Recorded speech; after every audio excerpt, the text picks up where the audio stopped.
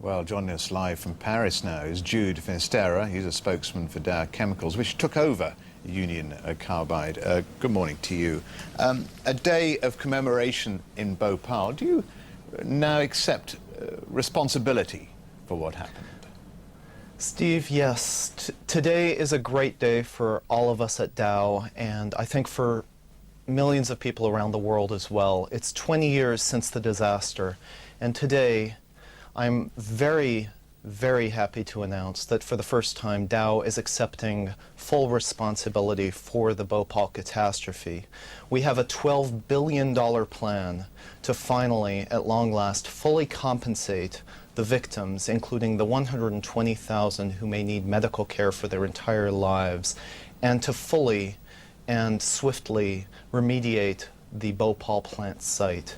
Now, when we acquired Union Carbide 3 years ago, we knew what we were getting, and it's worth $12 billion. $12 billion. We have resolved to liquidate Union Carbide, this nightmare for the world and this headache for Dow, and use the $12 billion to provide more than $500 per victim, which is all that they've seen, a maximum of just about $500 per victim. It is not plenty good for an Indian, as one of our spokespersons unfortunately said a couple of years ago. In fact, it pays for 1 year of medical care. We will adequately compensate the victims.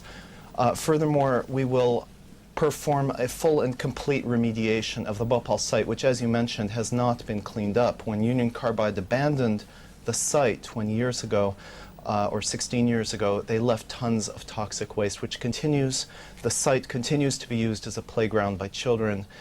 Water continues to be drunk from the groundwater underneath. It's a mess, Steve. And it's a mess, certainly, Jude. That's good news that you have finally accepted responsibility. Some people would say too late. It's 3 years, yes. Almost 4 years on. How soon is your money going to make a difference to the people in Bhopal? Well, as soon as we can get it to them, Steve. We've begun the process of liquidating Union Carbide. This is, as you mentioned, late, but it's the only thing we can do. When we acquired Union Carbide, we did settle their liabilities in the United States immediately. And we are now, 3 years later, prepared to do the same in India. We should have done it 3 years ago. We are doing it now. I would say that it's better late than never.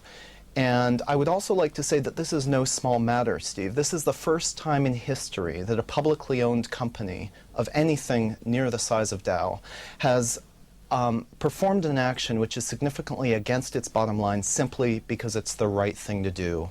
And our shareholders may take a bit of a hit, Steve, but I think that if they're anything like me, they will be ecstatic to be part of such a historic occasion of doing right by those that we've wronged. And does this mean you will also cooperate in any future legal actions in India or the USA? Absolutely, Steve. One of our non-financial commitments is to press the United States government to finally extradite Warren Anderson, who fled India after being arrested in 1984. He posted $2,000 bail on multiple homicide charges and fled India promptly.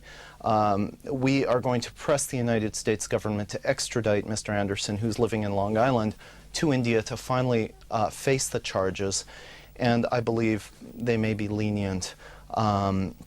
We're also going to engage in unprecedented transparency. We're going to release, finally, the full composition of the chemicals and the studies that were performed by Union Carbide shortly after the catastrophe. This information has never been released, Steve, and it's time for it to be released in case any of that information can be of use to medical professionals. And finally, we're going to fund research. Any interested researcher can contact Dow's Ethics and Compliance Office. We are going to fund, with no strings attached, research into the safety of any Dow product whose safety, many competent scientists have raised significant doubts about many Dow products, and we do not want to be a company that sells products that may have long-term negative effects on the world.